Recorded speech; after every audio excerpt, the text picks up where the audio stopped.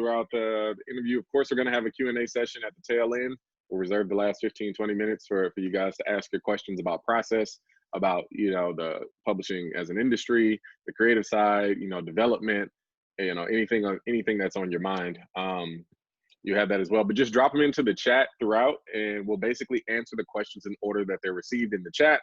That way, if you have an idea, you don't lose it, and we make sure we get to everybody in sort of like a fair and orderly fashion once we do get to the Q&A to make the most of our time together. So that's pretty much the housekeeping spiel for how we're going to do that. Let me go ahead and. Jesse, I have a question for you. Yeah. Would you block this Daniel Gauthier and not let him into this session? I'm giving you a hard time. I know this guy really well. I had no idea he was part of your group. I saw his face and that's a small world. I knew you'd pull something on me. Daniel, you deserve it, man. You didn't tell me. Oh, what a small world. And special thanks again to Sherilyn for connecting all the pieces. Sherilyn is the one who connected Tim and I via email after Tim spoke to another group that Sherilyn is a part of.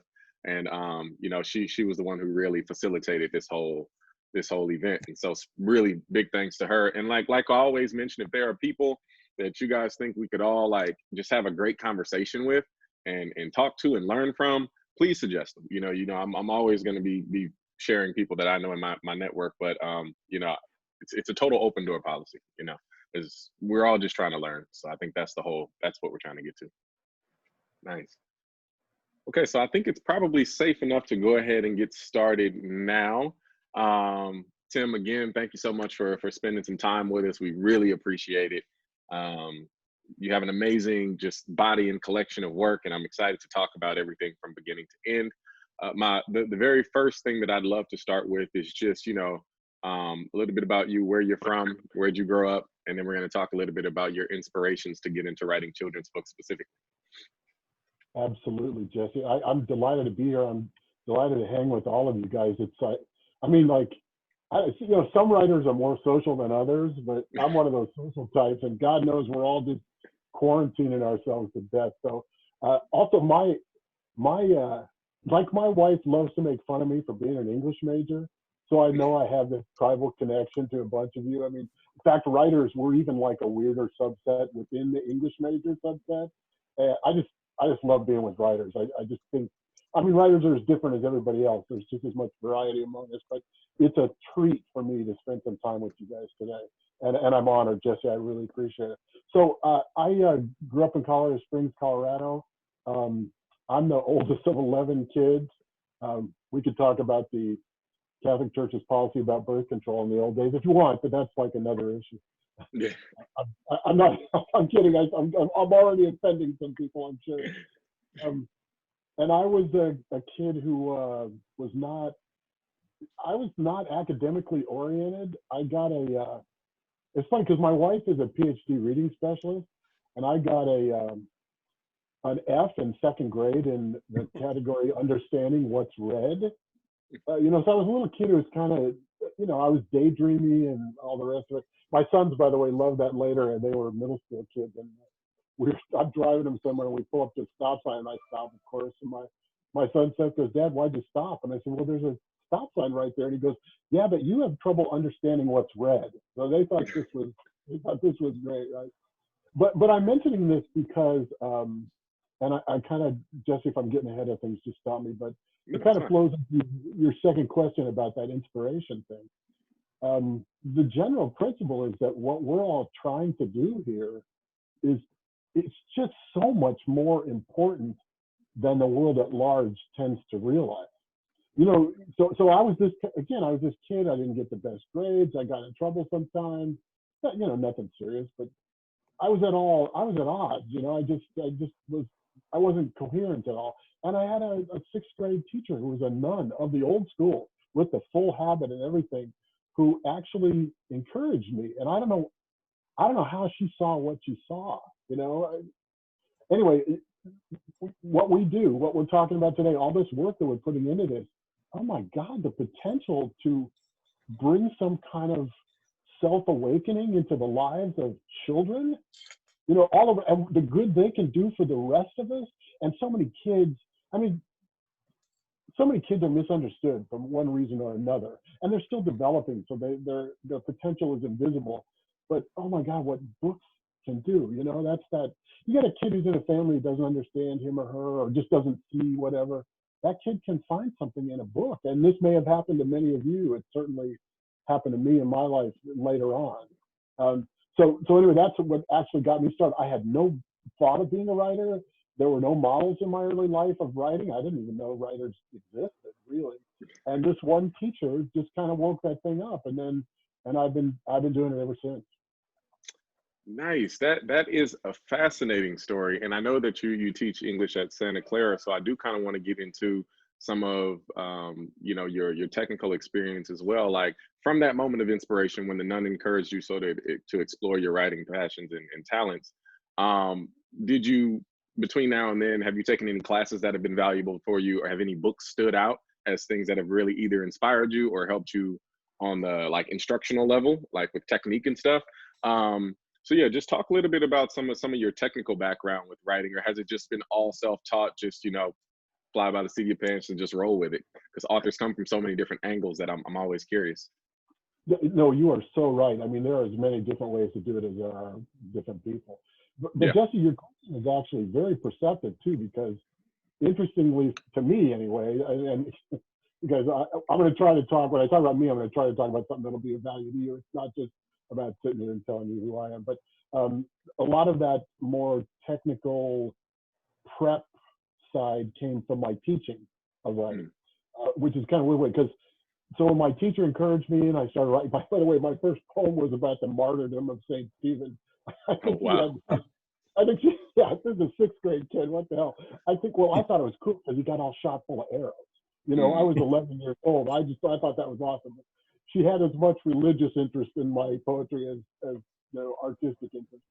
But I have always been far and away a seat of the pants, learn by doing kind of person.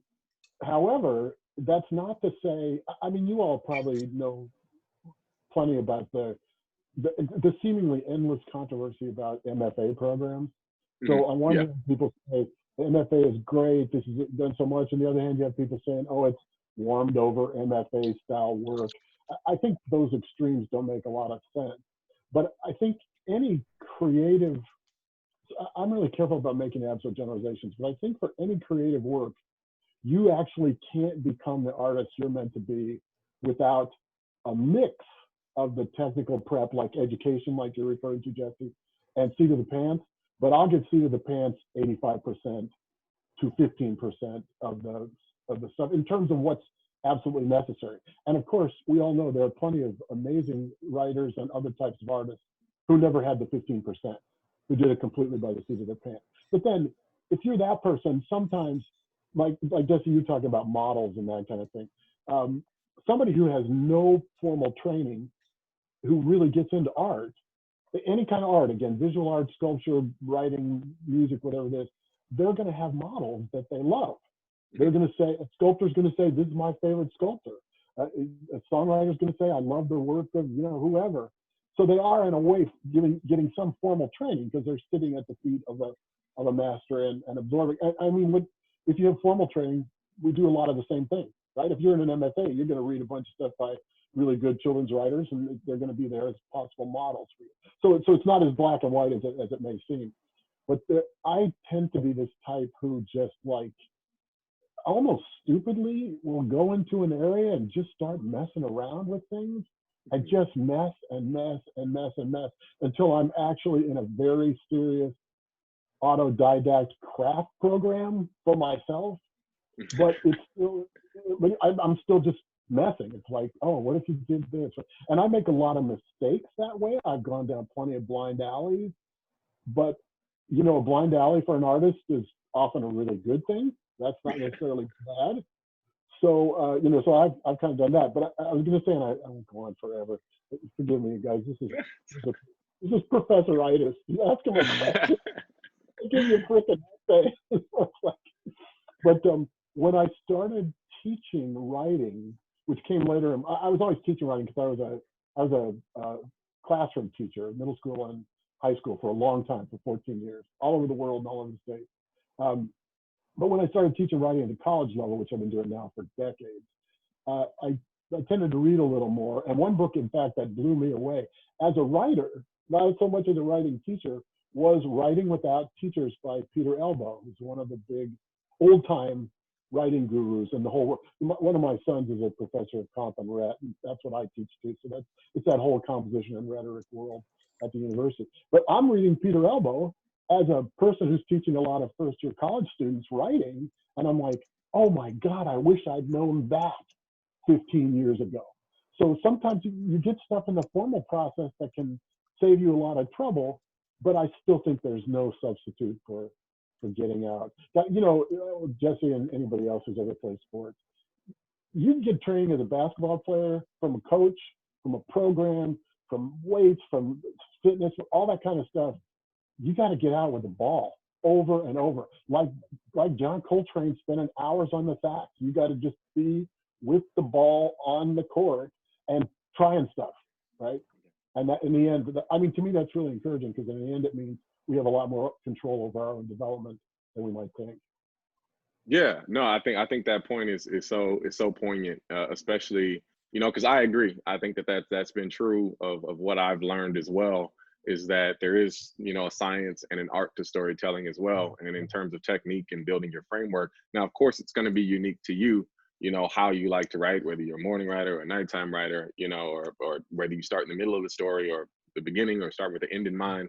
You know, but you can try things to figure out what your process is. But I do think figuring out what works for you is worthwhile. And just as Tim said, nothing replaces time on task. Like, there's nothing that's, because what you're really trying to build is this sensory relationship, this osmosis with your craft, to where you kind of understand what feels right. And then you have the framework to go ahead and like execute that out onto the page.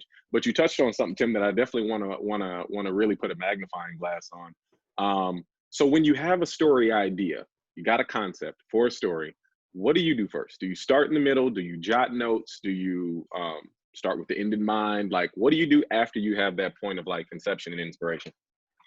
See, that one of the reasons I know that you're a real writer is that you give these as multiple choice questions. I totally appreciate, because the answer is all of the above, right? Nice. And this nice. is the point you just made too about, I mean, one of the great things about the self-taught messing around approach is it almost inevitably makes you find your strength. Yeah. Because I'm not saying all writing teachers or creative writing teachers are Procrustean or imposing, but they can be. You know, they can say you have this due by this time. And one of the arguments about MFA programs that may be legitimate is, well, any writer is going to write to some degree influenced by his or her surroundings, right? By the people around him and her. But in the MFA, you know, sometimes there's a more specified style, I guess, or specified realm of what's accepted. When I'm by myself, there are no rules, no dictations, no nothing. I go wherever I want to go. So sometimes when I get an idea, a lot of times I'll get out of bed. I don't know, you guys, my smartphone has changed my life. I came late to the smartphone, but I've had a pad and paper next to my bed for years. And you know, in the middle of the night, stuff just comes up. A lot of times you're busy and your brain has some time when you start falling asleep, or sometimes in the middle of the night. So now I got my smartphone so I can use the record function. But I'll often, you know, how about this? How about this? Da, da, da, da. Put something down, that kind of thing. Another thing I do, which I find incredibly helpful, and again, I don't know if this will be of any value to you all, but I write a lot and I do a lot of work in other artistic fields, and I have a lot of ideas. So one of the things I learned to do is start keeping folders on projects. So I have folders. I have some that are like a file drawer long, or more. I shouldn't say. I got one set of 4 books I want to write for adults. I've got an entire file cabinet full of notes on that, 4 drawers, right? And that's been building up over the years. Now, when I finally sit down to write that, if I ever get the chance, I've got an unbelievable amount of research and structure to go from. But so what I'll do is, even if I have an idea that's not developed, but it's bugging me in a positive way, I'll make a folder and I'll just start throwing stuff in there. Take notes. You know, I keep a daily journal kind of, so I'll write something up. So I have this idea. This is maybe a good example because it's almost stupid of me to do it this way. My idea is I want to write a book of short stories, adult short stories, that all have something to do with vortices, tornadoes, whirlwinds. I mean, there's something about that that just just kills me. It's just awesome. So I have no idea what the book's going to be about. And I've got now a huge file that's about this thick. Everything I found on tornadoes, or any thoughts I've had, or what does a tornado mean? I wrote a short story once. I put that in there. It's just like a catch-all. Yeah. Again, what I've found in the past, why it's not necessarily stupid. Some of those files that I have are huge, and I put a lot of time into them, and it's never going to turn into anything. I just know that, right? The final cohesion of it isn't going to happen, but I don't know, and I don't know which ones are which. So this one, I am so blind about it, but I'm groping toward it, and I can't shake the feeling. I mean, every time, I don't know if you guys have ever seen any of those, the footage online of tornadoes. I like my blood just runs cold when I see those things. So what has happened in the past is I've had ideas like that that are really poorly formed. And here I'm talking to writers here, right? I'm saying grab every idea that flickers through your head, because you never know how it might grow and build, and things may accrete to it. In the past with other things, I've had that same thing. I've had like, I don't know what this is about. And then one day, 3 years later, I'm like, oh, there's my plot. There's my central conflict. Or, oh, this person in real life, this should be the model for a character in that book. And simply because I have the folder is a way to allow myself to let things accrete to that original idea. So that's one way I go about that. And it's rare for me to have an idea that I get to work on right away, unless it's something short like a poem or a haiku or something like that. Yeah. No, I definitely think that that's so true. And we've heard that experience echo throughout different, creatives, illustrators, graphic novelists, other people that we've had here, just in terms of like, when the muse visits, you have to honor the muse. You have to write down, and no matter how silly it feels, if it's really tugging at you, just like Tim said, if it's really tugging at you, just give it a home to live. And so Tim does his in his journal. I mean, I do mine in my notes folder on the phone. So each story, concept, or idea has its own like folder. And anytime I get something that feels of value to that particular narrative, I'll drop it under that folder in my phone. And like Tim said, you don't really know what it's going to be. It may be a whole series. It may just be one character backstory. It may be a standalone story. You don't quite know, but it's worth pursuing if it's on your mind and on your heart. It's worth just getting down. And so that's a great point you just made too. And I should have added this myself. The good writer uses everything and has a sense of where everything can go. Like you just made a beautiful example of something that I may think is going to be a book, like an adult novel, may end up being a piece of one character's backstory. And that's totally worth it. If I spent years stuff for this thing, and it turns out that I've got something solid that's going to inform a character's backstory. So that was this is a weird moment for me, guys, as a writer. So I started as a poet writing for my nun. And for a long time I wrote poetry, and I started songwriting when I was in high school, a little earlier than that. But that was a lot about writing lyrics too, and that was all I did for a long time. So I'm in college one day, and I'm driving down the street, and I see a dead squirrel that's run over by a car. And that always kind of tugs at my heart. I don't know what to think all the time. And I was moved by it in the moment, and I thought, geez, how could I possibly put a dead squirrel in a poem? Now, that's actually not a good question, because there are probably a million ways to do it, but I couldn't think of any way.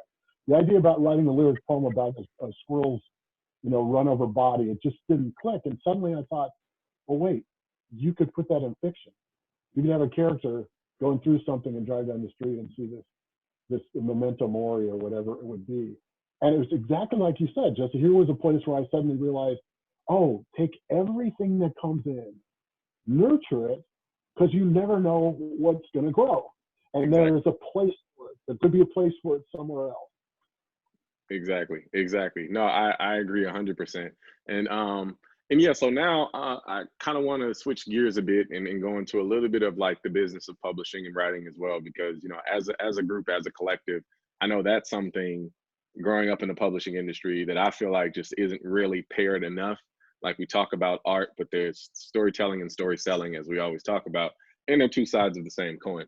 And one has like they feed off of each other. If you want to tell more stories, it behooves you not to understand the business. And so it's really beneficial. And so what I want to know first, before we get too deeply into that, is about your very first book, the first book that you wanted to publish, and the first book that you did write and published. I want to hear about what that process was like. Like you had the inspiration, making that leap, because we have some people here who are working on their first, working on their third. They have series in mind, like amazing series in mind. But crossing that threshold from, wanting to write a book to then doing the thing and getting it out there. What was the first book, and then how did you get it published is my question. By the way, I haven't heard that storytelling and story selling, and that's a beautiful name. I'm gonna be quoting your ass, man. That's a beautiful way to say that. And I'm one of those people who was absolutely oblivious to the professional career side of it for a long time, and I had to learn. I've gotten much better, but I was oblivious. And by the way, I can tell that you're right where I am on this, because the whole point of that is the more selling you do, the more telling you can do. That's my entire motivation. Yeah. So, and I think your question about this threshold is really a good one too, because I think there's one particular factor that often deters people and sometimes causes them a lot of pain that they don't have to go through. And it's the simple idea that you've got to accept that the difference between your idea as you first conceive it and how it comes out on the page, you got to accept that difference, right? So you have this thing in your head, it's like, this is, oh, I can see it. And of course, when we have something in our head, we're excited about it. We're not looking at the details. I mean, and this is one of the reasons I wake up in the middle of the night and write down a 3-word phrase when I already have a 3-word phrase, because I change the words, because the devil's in the detail, or as I like to say, the angel's in the details, right? So for my first book, I had this idea, and when I started writing it, as almost inevitably happens, I had this letdown when I see my first draft. And one of the things I've learned to do is read your first draft for revision. Don't read it for quality. It's your first draft. Don't read your first draft and say, okay, what kind of book is this? No, you're not even there yet. It's too easy to get disheartened, and it's not going to have the glow that it had in my head, right? So in my head, it just has this beautiful glow, and wow, it's all going to fall into place. Then I start writing, and I'm like, oh, wait a minute, what about that? I didn't even think about that, that kind of thing. And even for a picture book, this happens, So I just, I let it flow out. And then, for some reason, I got better at just not getting caught up in my glowing vision and accepting how it turned out to be. And so this was 1990. My family and I had gone to, we got to go to Hawaii. I'd never been to Hawaii before. I just kind of went nuts over the place. It's beautiful. And I found out that in Hawaii, you probably all know about this, but the state fish is the huma huma nuka nuka apawa'a. The fish it's a little triggerfish, right? Its name in the aquarium is longer than the fish, So I thought this was great. I taught my kids how to say it. And then we get to Hawaii, and I found out there's another fish called the lau vili vili nuka nuka oi oi.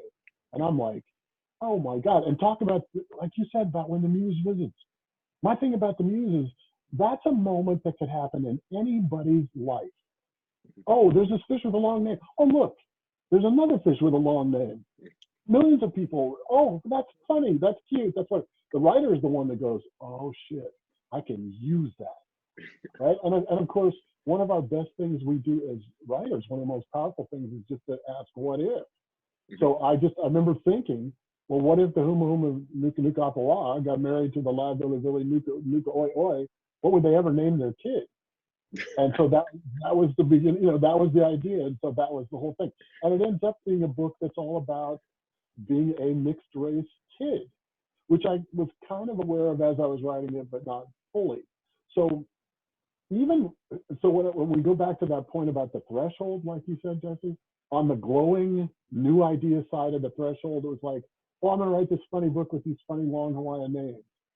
And on the other side of the threshold, it didn't come out exactly like I wanted, but in some ways it was richer and deeper.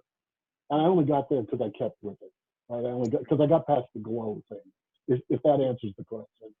No, that definitely, and I totally get what you're saying, because I think that the beauty of it is once you sort of tune into the frequency of storytelling and creating things, story is everywhere.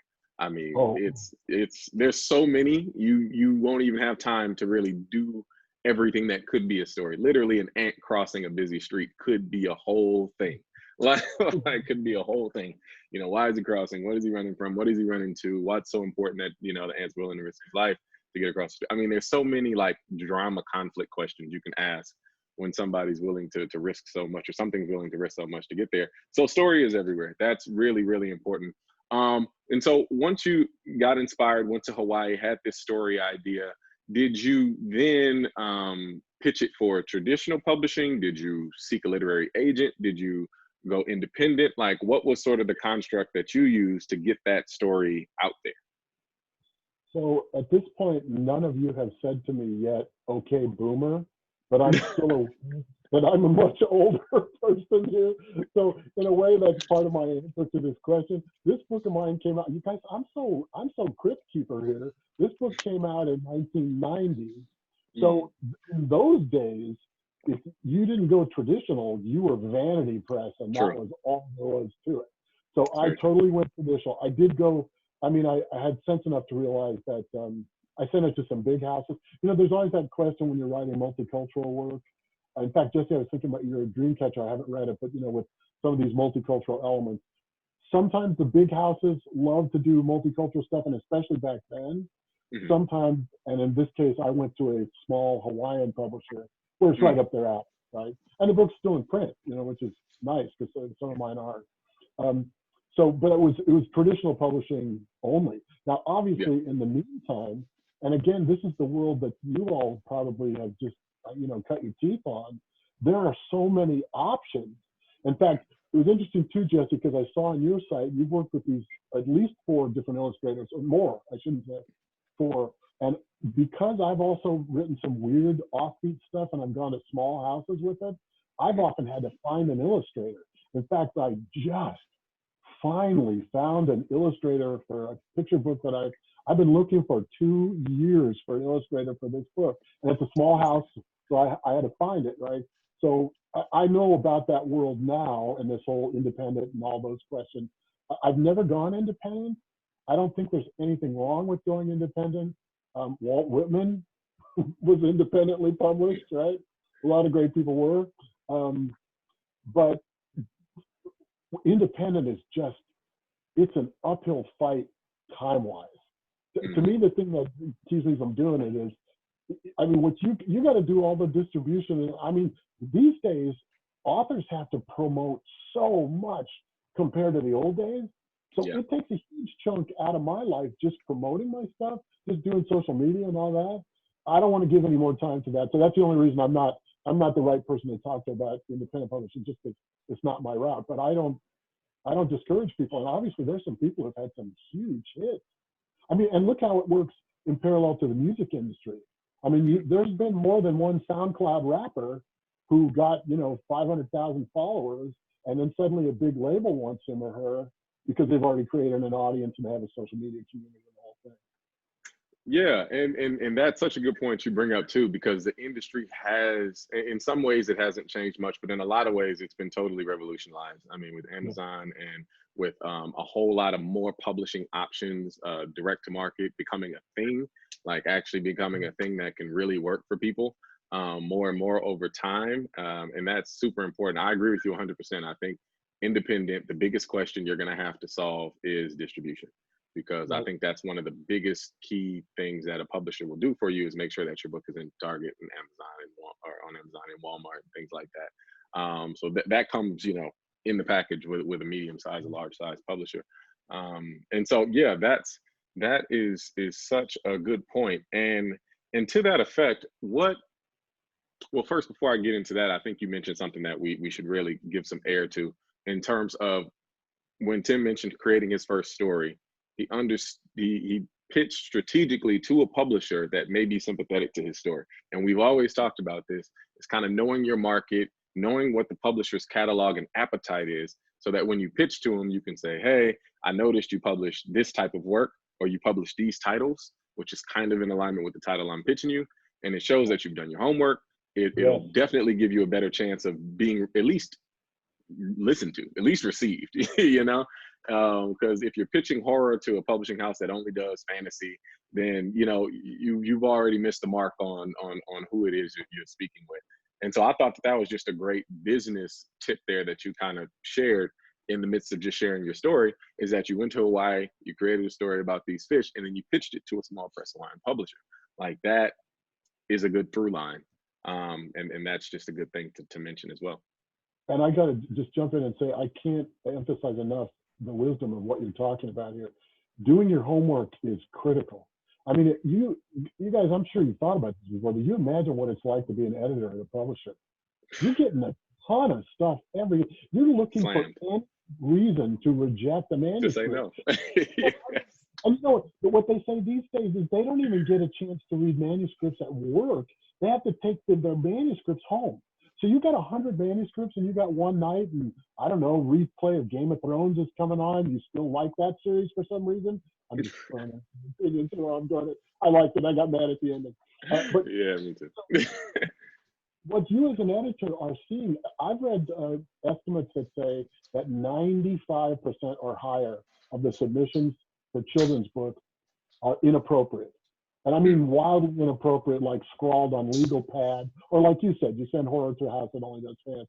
But of that 5% that are left, that's a lot of people, and there's a lot of talent there. So what the editor is looking at is, do I have a pro here, or do I have a wannabe? And if you give any sign that you're a wannabe, I mean, why wouldn't they reject you, right? And I don't mean to sound like I mean, I had to learn this slowly, gradually, the hard way. I learned to be more professional, but man, targeted submission. Now, the other thing just to throw in there too, like you said, Jesse, you're clearly aware of this too. I don't know if you guys know about this book by William Goldman about the Hollywood film business called Pictures of the Film Industry, Pictures of Film Trade. So Goldman has this famous line that they quote in Hollywood all the time, which is, nobody knows anything.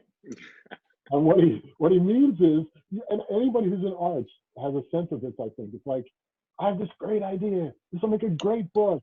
Wow, we got a great illustrator. Wow, we revised the hell out of it. We put it out there. Nothing happens. You just can't predict the market. I think of popular music songs that I love that have no, popular music artists who have no fame, who should be household names, and they're not. So, but you're right though, that still you want to do your homework and target because it ups your chances, but then you're still in the running just like anybody else. Yeah, no, it's a game of percentages, just as you mentioned. And as we always talk about, that's why it's so important to put your best foot forward on your initial submission, because you are, just like Tim mentioned, I mean, we had Selena James on here who, you know, is a family friend of ours, and she was an editor, you know, for adult fiction over at Kensington in New York for a long time. And she would mention how she used to read manuscripts on the subway home, like, you know, and on the way to work. She was all on, and she had them uploaded to like her Nook or her Kindle, and she was always like reviewing submissions, because that's just how many submissions that you get, even after you automatically disqualified. And Tim is so right; they do work backwards. They're looking for the reason to put you in the no pile first. If you like missed something that they asked you to submit, if you have come with a lot of typos in your work, if you have a lot of plot holes, if you just didn't come to this interview like dressed for the interview and with your best foot forward, right, then that makes it easy for them to say, oh, I don't have to look at that because of the professionalism piece. This may be Shakespeare, you know, this may be Kwame Alexander, but like it's not, it would never get to the second round of consideration because of the professionalism piece of how they submitted their work. And so, I'm so glad that you shared that too from your own experience. Now, I do have you ever worked with a literary agent? Man, oh man, I got some history there. Oh, okay. So, tell us about that experience. So I've had 3 agents. I swear to God, I had to write a country song about my relationship with agents. Now, let me preface this by saying that at the moment, I'm working on a big kids project, and then I've got another long fiction project. And for both of those things, I'm going whole hog for agents. But I've published almost everything I've published without agents. Now, again, I've also published a lot of smaller books with smaller publishers, but I've also published some big ones. So my first agent, I'll tell you, here's one rule about agents, guys. When it's almost inevitable psychology. you're a new writer or a young writer or whatever, and you're trying to get into the game, and the idea of getting an agent to you, it's like being at the gates of heaven. You're like, let me in no matter what. Well, you gotta be picky. And you feel like I'm the last person in the world who should be picky about an agent, but I should have been picky about this first agent. So I find out about her. I see that she has connections to the movie business because she's in LA. She goes back and forth between LA and Texas. I won't mention her name, but I wish I could tell you what a horrible person she is. Like, this would sound like Hollywood and people bitching about their agents. Oh, for God's sake. Anyway, she's also an entertainment lawyer. So I'm like, oh, that's great, right? So there were a couple of red flags before I signed a contract, because some of them, you sign a contract with. Others, I prefer the walk away thing where either of us can walk away at any time. But to have a great agent, I'd sign a contract now, right? Yeah. And she would get, it's really kind of weird. I mean, I'm probably a 40-year-old man at the time. She'd get snippy with me. We hadn't even signed. She'd just get kind of snippy about, and it was kind of like, well, you weren't being professional when you did that. I think I was a day late with an email or something. It's not a huge thing, and I should have read that. It was a red flag, and I missed it. And a couple of times I have. So once I get her, there was all kinds of confusion, and she got mad really fast. And there was this. I emailed her, but I won't take you through all the details. But suffice it to say that I wanted out. She said she wouldn't let me out. She said she'd take me to court. And I spent a year waiting out the contract, in an additional year, without doing any submission of any work, because I was afraid she was going to take me to court. Because she said in many emails that she would. I later looked her up online, and people like it. I don't know if you guys know Editors and Predators and Writer Beware. Okay, these are really great sites. Writer Beware, Editors and Predators. I think they're actually undergoing a website redesign or something like that. But anyway, I learned later in life to check those all the time. Almost as a matter of course. There's so many sharks out there. I mean, there's scams and bad agents and all the rest. And it's not like you have to be paranoid, but they're out there. And they confirmed that she was acting in ways that were completely unprofessional. But anyway, so there's my first one. This is my first agent, right? I had two other agents, both of whom are actually now with some big agencies. I just realized because I've been doing an agent search. By the way, Jesse, I got to thank you too. Man, I was looking at your page, and I'm like, for this novel that's coming up, I saw not for the novel, for the picture book, I saw your list of these agents for pickle books. Oh my God.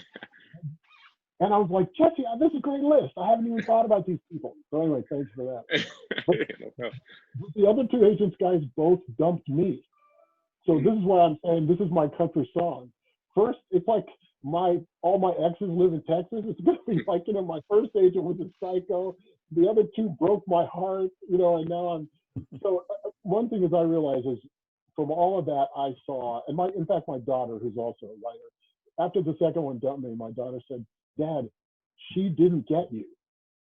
And I mean, and I don't mean that in the egotistical sense. What I mean is, like you said, Jesse, we're all different as writers. We're all like, she didn't want me doing weird little books with small local publishers. She wanted it to all be big time. Well, when the muse comes to my house, if it's I think of it as like it's 4 o'clock in the morning and there's some woman pounding on my front door. She's 55 years old, the worst. She's like, come on, let's party. And I'm like, no, I got to go to work in the morning. I always open the door to the muse. And if my muse tells me to do something kind of weird and whatever, that's what I'm supposed to do. And this agent was, and I don't blame her. She was perfectly right. There's no bad blood at all. She's a super professional, wonderful person. But it was just like, that's not the agent for me. And that's, I think my point is, I mean, it's a weird thing to say, even if you're a new writer, but you have to be picky. I mean, the closest thing to the agent relationship that I know is the marriage relationship. If you say, I'm going to marry this person because I think it'll be convenient and advance my career or my life, no, you two got to be simpatico, and that person has to understand you and vice versa. So yeah, there's my agent life. Yeah. No, thank you so much for sharing that. Because I couldn't agree more. As we talked about before, agents only work on commission, so they're trying to take on work that they feel they have the contacts to turn around and sell. And that's part of the reason why, one, having the right agent is important. Somebody who's excited about your work, who believes in your work, who has the same vision for your work, who doesn't want you to come in and all of a sudden start writing something totally different because the market is looking for it, as opposed to knowing like, okay, this is what this person cares about. And we're going to find homes and try to find places for this, the right places for this particular work. It's so important. And that's another reason why what Tim was mentioning, you know, agents will also sometimes choose to preemptively walk away because, you know, if they feel like they don't have the contacts, or if they feel like they're not the right agent, then what they're doing is they're spending a lot of their time pitching something that isn't right for their connections. So that's really all it is in the agent business. It's like, the people that I know, the editors at the publishing house, are they interested in the type of work that my clients are trying to pitch?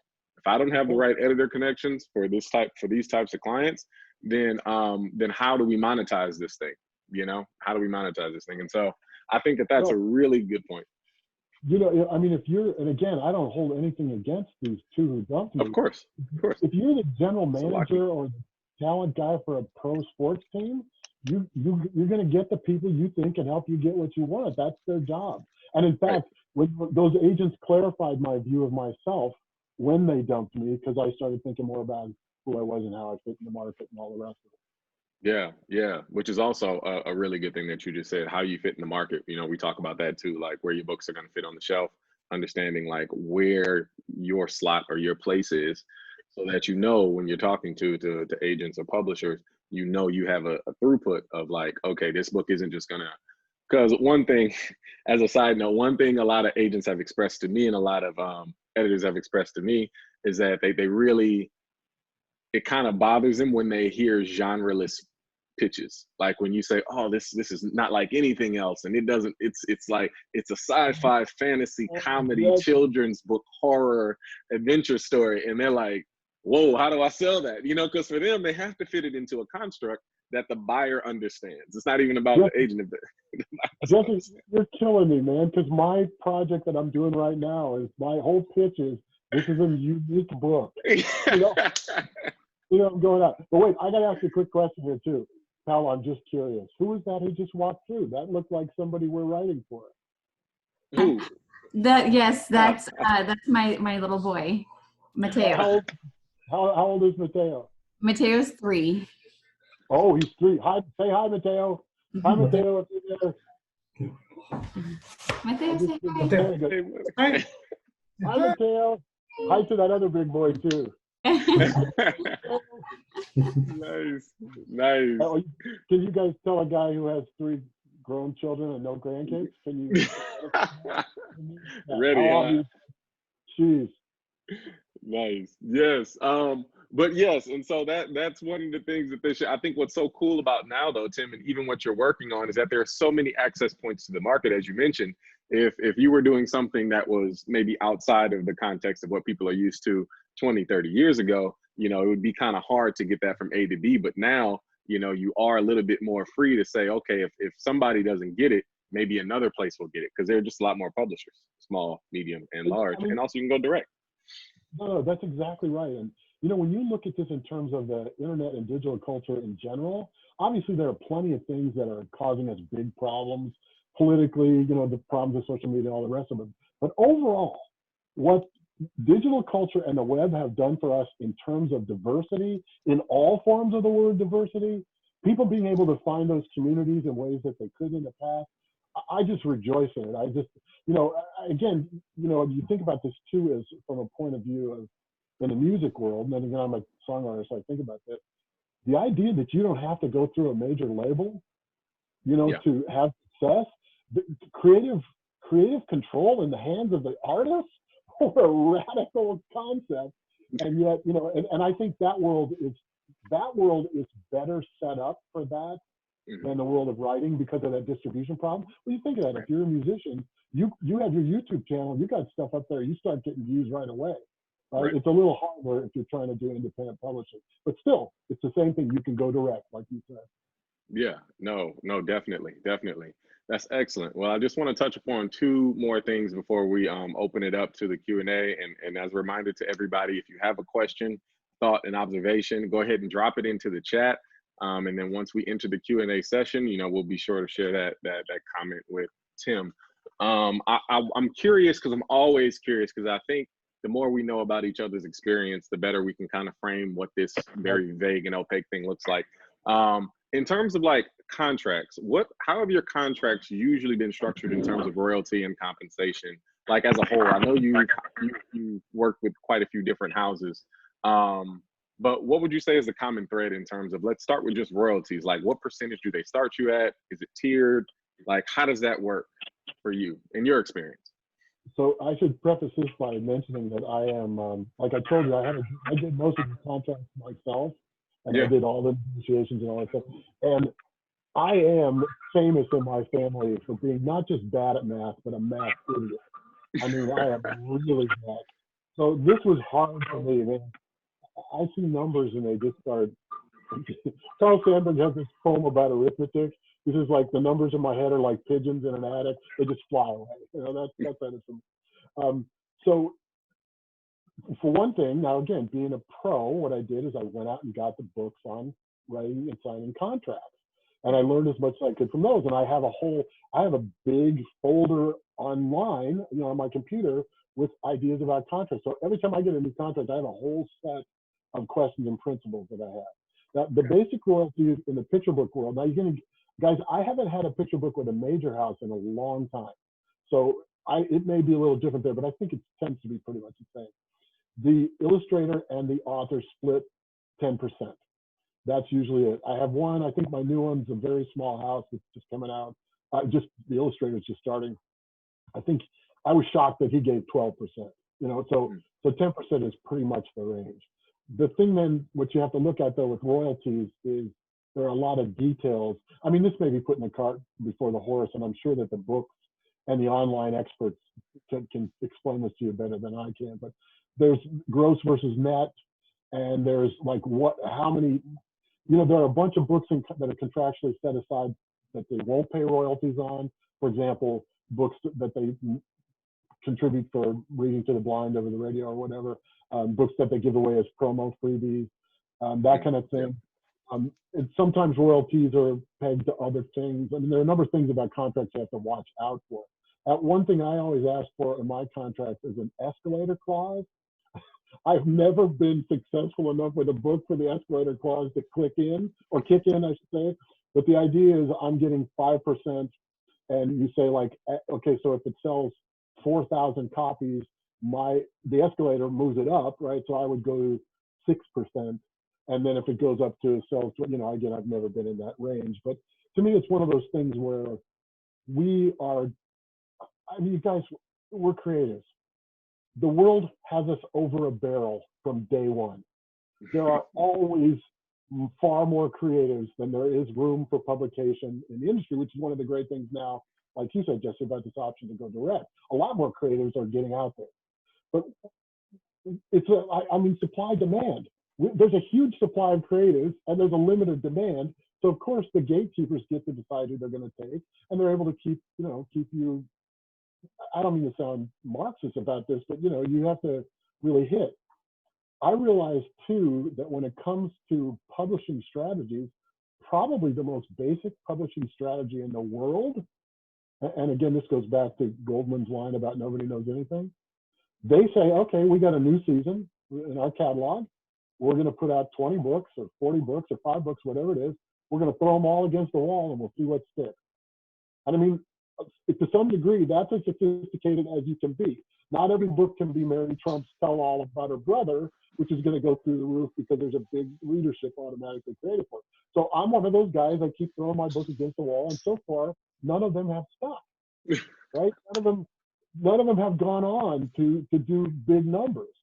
In fact, I saw the other day, I can't remember the number. You all know what earning out is, right? And I've done books without an advance, but they give you an advance. So if they give you a $2,000 advance, they give you that money. That's non-recoupable. Don't ever let that be recoupable, because you should get to keep that no matter what. And then I get what, 25 cents or 30 cents per sold copy, minus returns, by the way, you know, because the book industry is weird that way. So I have to make $2,000 worth in royalties before they're going to pay me anything else. So that means once I have made $2,000 in royalty, I have earned out the advance. Well, the number of books, I remember the figure. 75% of books published in America don't earn out. Yep. 75%. So that means Like people say to me something, sometimes you get questions from people about, oh, so you're an author, you're rich and famous. And I'll say, guys, if you want to get rich and famous, don't be a this is not the industry for getting rich. You might be able to get famous, but you know, people think J.K. Rowling, people think J.K. Rowling is somehow like, oh, I want to be like J.K. Rowling. She's the richest woman in Britain. I mean, this is not what you're shooting for, man. And it's funny too, because I really am proud of my work. My work is really good, and I got a lot of much better work in me, but I have no idea if anything that I get published is going to stick. I mean, it's hard enough to get it published. I'm all excited about this new thing I'm doing, but I have no idea what's going to happen with it. So my motivation has to come from elsewhere. My motivation has to come from what I'm doing, what it's worth in itself, what it means to kids, how it fits with who I am, like Jesse keeps emphasizing, you know, the way you yourself fit into this life. And in fact, as writers, every one of us has this complex challenge of balancing out, like Jesse said, the telling and the selling. That's the big balance. To balance out the telling and the selling so it fits with me as an artist. And again, there's some people who aren't that concerned with art, and I have nothing against them.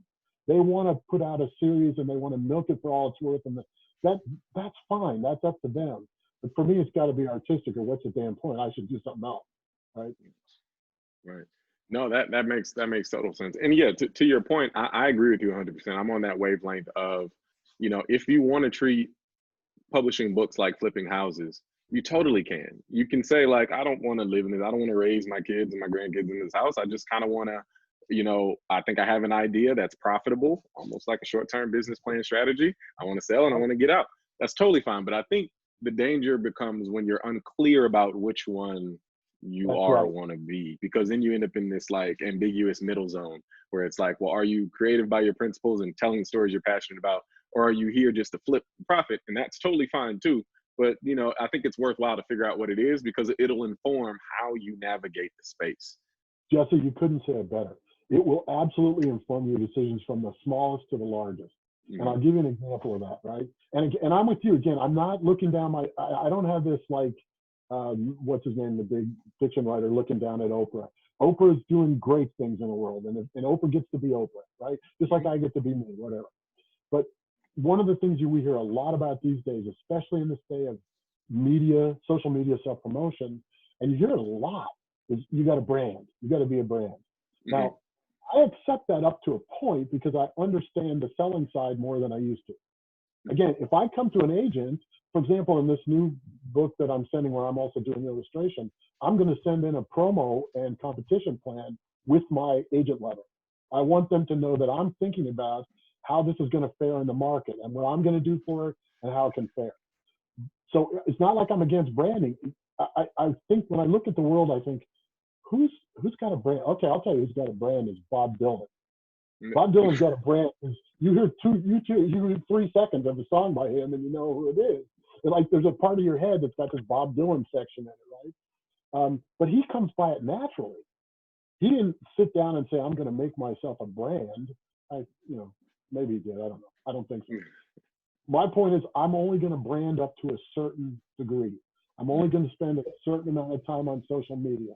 I'm only going to write, and here's the biggest thing. And again, Jesse, your point is so good. It informs what you do. Self-censorship worries me. Wow, I got this book idea. This is weird, but it could be great. Oh, wait a minute. Will it sell? Right? Now, I happen to know we have someone here who's got its mic muted. Daniel Gaudier produces some of the most beautiful, spiritual, out there work. I don't know if you guys have seen any of his work. Daniel is a musician. He and I have talked a lot about this stuff. He's a musician. He's a visual artist. He has this deep knowledge of world spiritual traditions. It's never going to be on primetime sitcom TV, ever. And Daniel pursues this with this dogged persistence. And I just think the world of him because he does that, you know? So again, like you say, you're so right, Jesse. The danger is when you're confused about where you are on that seesaw, whatever. So true. And I'll save my very last question for after the audience member questions or our team member questions. Mary Ellen, you have some very good questions here, and I'm actually just, since we only have a few in the chat, I'm going to let you go ahead and ask it direct. So if you want to unmute yourself and ask, your questions related to publishing and agents. Yeah, hi, it's great to meet you. I've been really enjoying your talk and taking a lot of notes.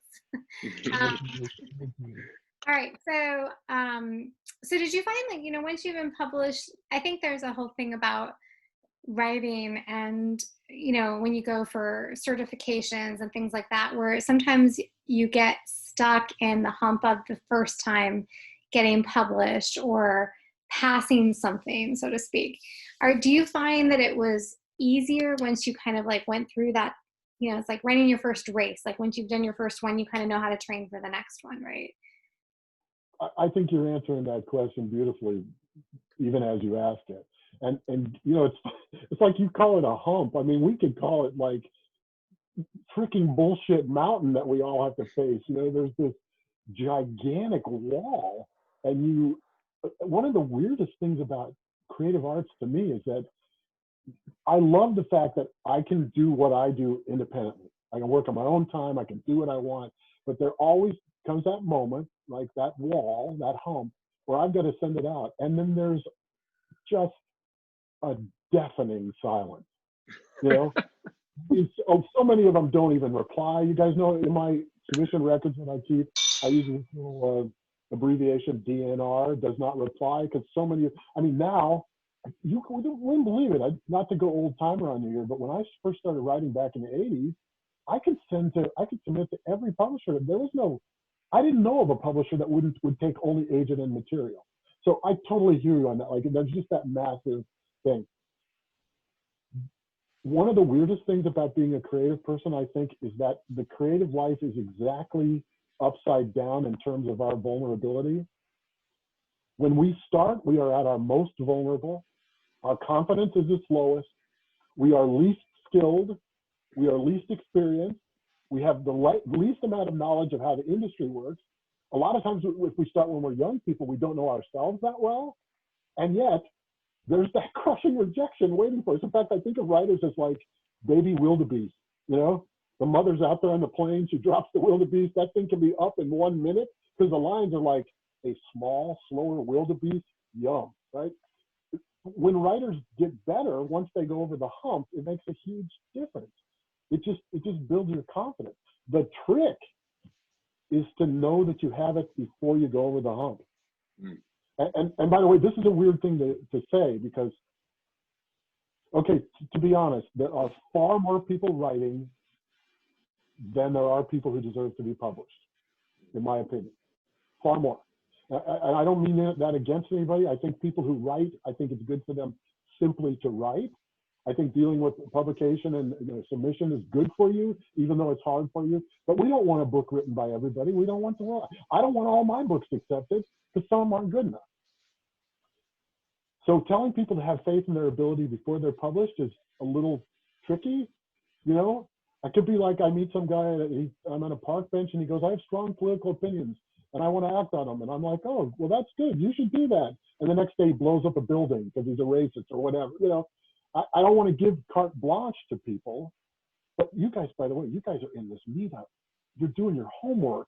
The way Jesse's talking about the way you're understanding industry and everything, you've got a huge leg up on all of these people who are just on thinking about it. But whatever that is, when you start, you have to have a somewhat irrational faith, right? Well, faith by its very nature, I prefer to say, I should say it differently.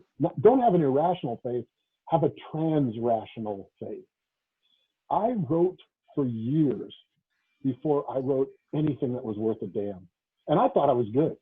I was writing all this poetry in college and I thought it was good. I couldn't get it into the local literary magazine with these guys and I felt rejected and depressed and all that stuff. I went out, I started working. A couple of years later, I was looking at some of my poems and I was like, oh, I know why they rejected me. These poems aren't good. Finally, I call it coming out from under the spell. I was just kind of in this, I would read them without any objectivity. I wouldn't read them like somebody approaching it for the first time. Because I was just like, oh, wow. And I read them over and I was like, oh my God. Even at that moment though, I saw a few lines that were good. And I was like, and I had this moment, I was like, oh, That's why I felt that way about this poetry. Not because the poems themselves were good. I was a long way from writing a good poem, but because I was able to do something, to see something really worthy and to get it a little bit, like a line here, a line there. And that impulse was what took me through. But I worry about, there are so many super smart people who are good writers who aren't published. I want to like, we should all go drinking and tell each other to keep going. I just feel like, it's like, don't let that stop you. I mean, people say this all the time. It's all about persistence. Now, the best piece of advice I've ever heard about the writing life, sounds really dark to you guys, but you've probably heard it. If you don't have to write, don't. There's a way that this creative life is set up so that you will face inevitable, not just the hump of that first publication, but all kinds of obstacles. And one of the things that tells you you're on the right path is that you stay on the right path, as illogical as that is. You know what I mean? Why did I keep writing? I looked at all the poetry, I was like, oh my God, I spent years doing this and it's terrible. But I wasn't about to quit. And then I got good. Yeah, good question. That's so good. That's so good. That's so spot on. And thank you so much, Marianne, for your question. That was awesome. Roxanne, I saw you had a question as well. If you want to go ahead and share what you were thinking. Oh yeah, sure. Hi. This was hi. This was at the beginning when you said that writing children's books has the potential of bringing self-awareness into children's minds. And it really stuck with me because that's kind of what I want to do. But then there's that balance of the telling and selling. And I was wondering, in your work and in your writing and in your goals, how that has shown itself. Like what kind of self-awareness do you think you are bringing to children? And how do you balance that in your writing, and with the selling part too? Rox, this is such an excellent question, because what I love is that you set up the two. So, I mean, obviously we've been talking about the selling thing, but you set that up in an even deeper way, which is, what about the nature of your particular message or theme and its marketability? Now, by the way, I hate saying the words theme and marketability in the same sentence, and yet that's the world we live in, right? So I'll give you a principle, and I'll give you an example.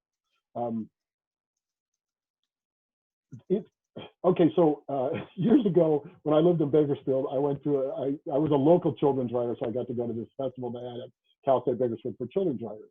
And the author of If You Give a Mouse a Cookie was the featured person. You guys probably know If You Give a Mouse a Cookie. Do you know that one? It's an older picture book now. Yeah. And she went ahead and had a whole series. If you give a moose a muffin, if you give a pig a pancake. Now I'm going to be slightly critical of her, and I don't mean it in any big way. She got up to the podium and said, when I was a kid, I wanted to be a famous writer, and now I am one. And she was right. And the book sold huge. Now, these books are sweet. If you give a mouse a cookie, he's going to want some milk. If you give him some milk, he's going to get a milk mustache. They're cumulative, and they have that thing. Kids loved them. They were super popular. For me, they didn't do anything, but that's all right. And I don't want a world where everything has to do something. Not everything has to be hugely thematic, right? But she had tremendous success. This was a highly marketable idea. And not to go back into the cooking metaphor too much, but she milked it. And I'm not saying that's bad either. I would do it too. If I had a successful picture book and it went great and I had a sequel idea, great, I'd do it. She wasn't offering the kind of deeper value, thematic value that I would do. And there's nothing wrong with that. But I remember thinking, wow, sometimes if you actually are saying more to kids, like your point about the self-awareness of the child, that can be a harder sell. That's just a deeper thing. I mean, how many people watch crappy TV as opposed to reading literary novels, right? And people get to watch what they want. I don't want to be that guy who's going, you should be reading this. You shouldn't watch The Greatest Race or whatever. I don't even know if The Greatest Race is crap. I don't know. Okay, if anybody are fans of The Bachelor, forgive me for saying this, but I think that's crappy TV and it's super popular, right? Okay, so no problem. So my principle is, you can look at that from the point of view, especially if you're on the unpublished side of a hump, and you have this feeling of all of this gigantic stuff that I got to climb that huge mountain. How do I get over it? Millions of people are trying to do it. You can look at it negatively and say, oh, look at that. The book industry mostly publishes, easy, lovable stuff doesn't really have nothing deeper.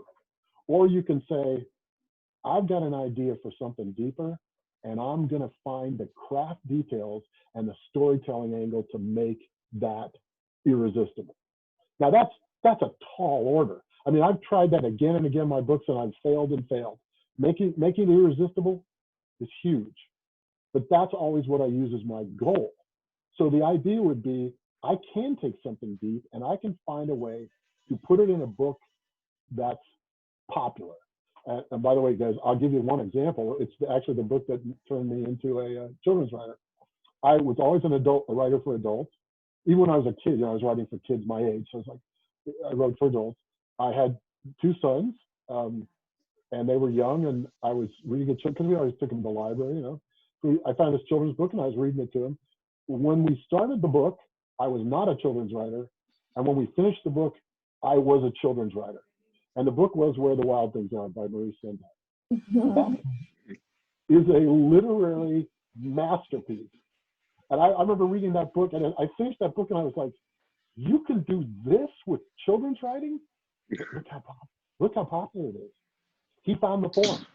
He found the story.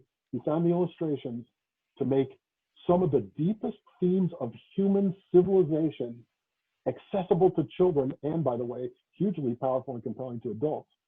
I defy any adult to read that book and not be moved by it. It's about chaos and order. It's about darkness and light. It's about the battle in the human spirit. And it's all about a kid who's running around with a fork wearing a wolf suit. So in a way, that's my answer. So here's my other example from my life. Again, sorry to go on so long, but this was a thrilling moment for me. And this is why it's worth fighting to get over that hump. So I put out that first book, I tell you, it comes out. My wife said this is the worst title a children's book has ever had. I called it, Let's Tell Them Loud, Billy, Billy, Huma, Huma, Nuka, Nuka, Nuka, Nuka, Appa, Wa, Oi, Oi.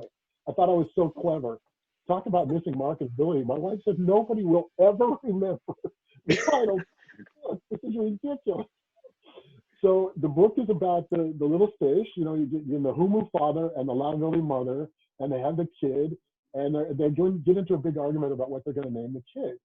Now, when I first wrote it, I gave the baby fish the name Bixby because I just thought it was cute. So I sent it off. This is before it got published, and it got rejected. And one editor from a big house wrote me a page-long letter, not a form letter. I was so green. I was so stupid. And then she put little yellow Post-its all over the manuscript with suggestions. Now, you guys, if I got a letter from an editor like that with suggestions today from a major house, I'd have the revision back to that person within 24 hours, right? But I was mad. And for some reason, what made me mad was these little Post-its all over my manuscript. Well, the truth is, I wasn't mad. I was hurt. It hurt my ego. I'd been rejected. And she put the notes on the Post-its because she didn't want to write in my manuscript, a courtesy which many other editors have not followed. Mm-hmm. So I should have realized, right? But I was mad, so I put it away. And luckily, I keep these things in files. And every time I'd be in my file drawer, I'd be going for something else, and I'd see that one, and I'd see the little Post-its. I'd get mad all over it. So it's about a year later. Now, the best thing a writer can do, in my opinion, to handle rejection, after the drinking, the crying, the moaning, and the throwing of crockery, is to start another project, right? Is to work on something. So I was working on something else, and I come across this manuscript again, and it's got the little Post-its, and I'm like, whoa, I'm not mad. It's kind of like when somebody dumped you, and you were mad at them, and every time you thought about it, and a year later, you're suddenly like, oh, I'm okay. I don't feel bad anymore. So out of curiosity, I pulled the manuscript out, and I started looking at it. Now, here's the thing. I was out from under the spell. Now I was objective. I had my defenses down. I started reading it over, and I read her comments, and I read the Post-it. I was like, a lot of this makes a lot of sense. Now notice, it's still up to the writer. 50% of what she said I didn't agree with, but 50% I did. And I thought one thing she said was, why not give the fish a Hawaiian name? And I thought, well, of course. Dad's got a Hawaiian name, the mom's got a Hawaiian name. So I went through these lists. And this was like what Jesse was talking about earlier, stories everywhere. When we'd been in Hawaii, I'd made a list of all these Hawaiian words I'd learned. And I never thought I'd use it. But I'm looking through this list of Hawaiian words and I see this word hapa, which means half or little bit. I'm like, perfect name for my little fish, right? And it's short and their names are long. So I give them the name hapa. I send it out. Of course, I'm still on the wrong side of the hump. It gets rejected twice. Then that little Hawaiian publisher writes and says, we want to publish your book. And I'm just walking on air. And the editor writes me later and says, we were particularly impressed with their use of the word hapa, which, as you no doubt know, here in Hawaii refers to children of mixed ethnicity parentage. And I'm writing back like, yes, I thought I had no freaking idea that meant that in Hawaii. But I realized that, of course, it fit with the book because my book was about a kid whose parents are from different groups and that kid has to find himself. Exactly what you said in terms of this self-awareness. So in other words, somehow I found, through hard work, luck, and getting my ego down, I found a story that allowed a theme of self-acceptance. And oh my God, I mean, you guys, look what we're going through right now with diversity, diverse voices, diverse representation. I was able to do that, and it's still in print. Long answer, but that's my answer. Thank you so much, Roxanne, for that question. And thank you so much, Tim, for elaborating and expounding. And so I guess it's important because Allegra, do you have a question? Because I know if Allegra's still here, she might have had to hop. Okay, I think, oh yeah, she's still I here. have a question. Yeah, go ahead, Allegra. Hi, I do have a question if there's time. One thing, I know you talked about small publishers and you had mentioned how you were looking for 2 years for an illustrator. And I was wondering if you publish in large publishing companies where you really don't get any say with illustrators, and do you find that in small publishing you have more of a say of who ends up illustrating the book? Allegra, that's a really good question, and I say it's a really good question because it turned out to be much more important to me as my particular career took its particular path. Like I said, with these small houses where I had to find them. And what's funny is it's the most surprising thing that it's the answer about children's writing that surprises people more than anything else I talk to them about, which is weird. I think some people think that the writer has total control over the illustrator. And if you think about that for a moment, this could not be the case, you know. When I publish with bigger houses, being a picture book writer and not an illustrator is weird. This is a level of collaboration that is intimate. I often feel it's a mail order bride situation where, like, I'm going to spend the rest of my life with this woman and I've never seen her and I haven't talked to her. I don't even know anything about her. She's going to be half of my life. You talk to picture book writers, by the way. I didn't know this at first, but you talk to picture book writers and they all have horror stories about ways illustrators screwed up. And I have a couple of myself, even though overall I've been incredibly lucky with my illustrators because my art directors found these great illustrators and worked with them. Now, most of the time, especially in the past, no contact whatsoever. In fact, guys, I have not even met most of my illustrators. The editors prefer it that way.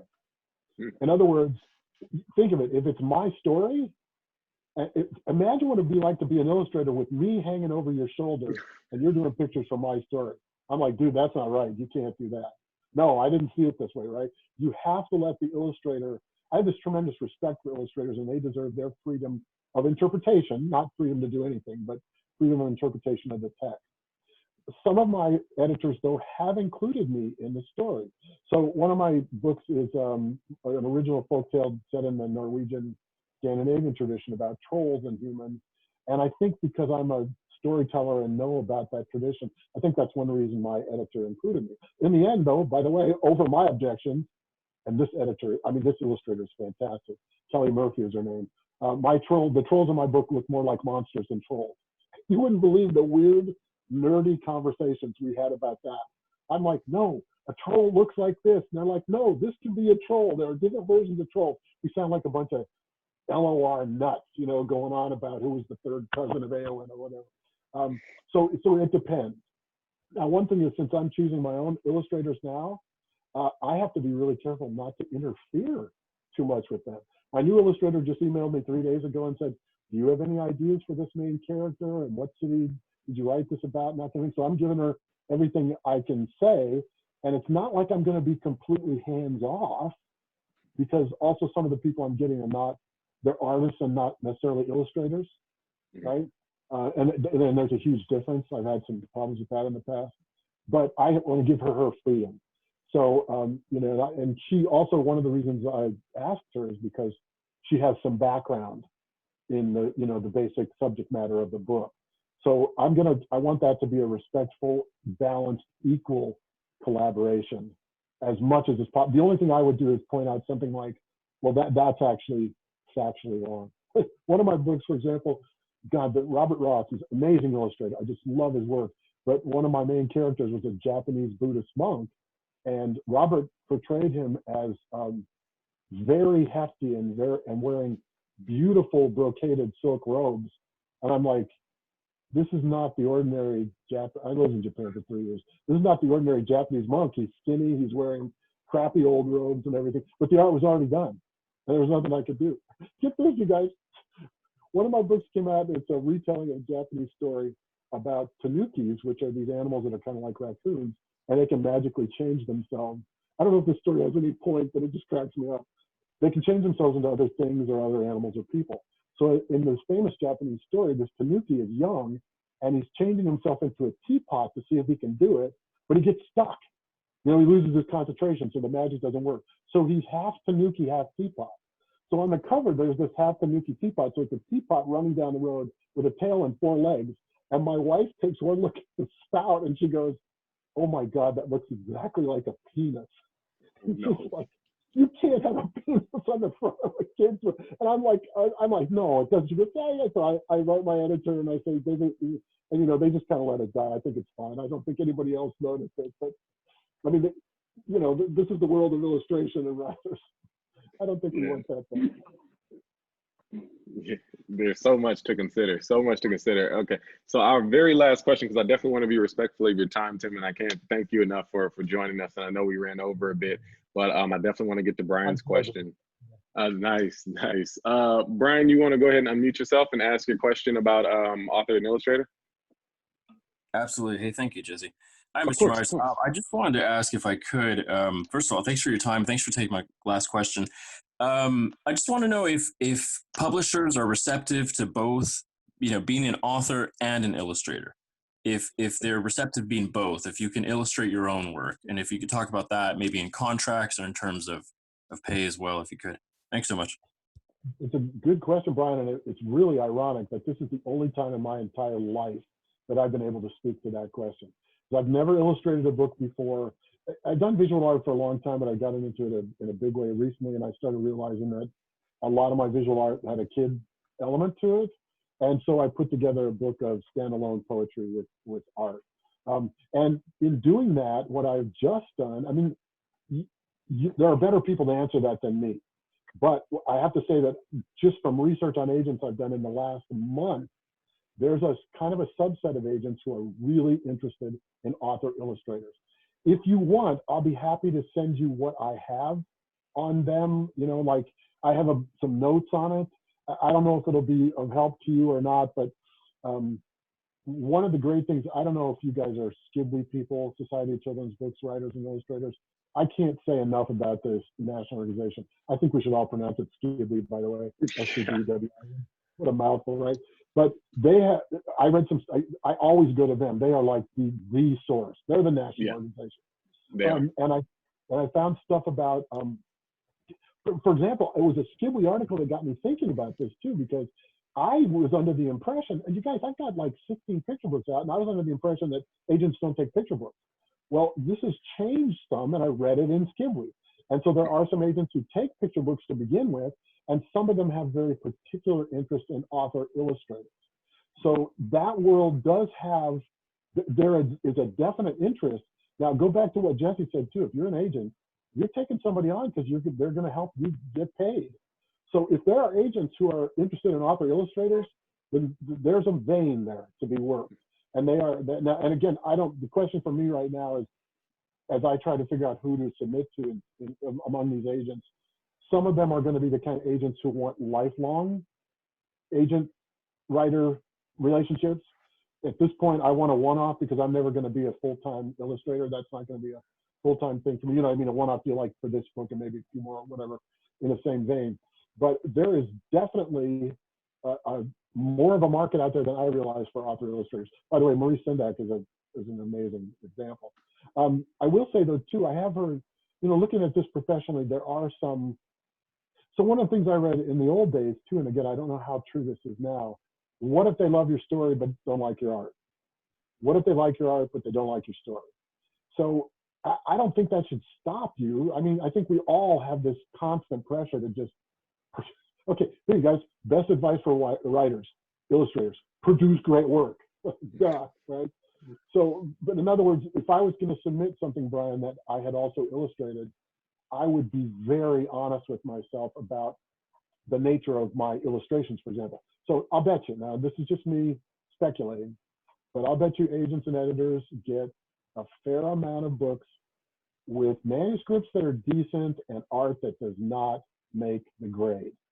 You know, a lot of, I mean, you look online at art, you can see a lot of people think they're artists and they're not. I mean, we're talking about a picture book for the publisher. It's got to be really good art. I mean, it's got to be great. And by the way, I am not, my illustrations, there's kind of a childish comic kind of look to it. It's not super realistic. I read one of these author illustrator agents the other day said, I'd never thought of this before. She said the main difference between that kind of mainstream grocery store children's book illustration, you know, kind of Target or grocery store, and the trade publication is the treatment of the eyes of the characters. And I thought, oh, so you're talking about the type of illustrator who's at a much higher level of being able to depict human features, for example. So, I mean, in a lot of cheap kids things, you know, the kids have giant cutesy eyes with big eyelashes and all. But there is, Brian, to answer your question, there definitely is that interest. And if you want me to send you, you know, what notes I have or what I know about it, just send me your email and I'll be happy to. By the way, you guys, I'll put my email in just in case anybody wants it, in case you have questions.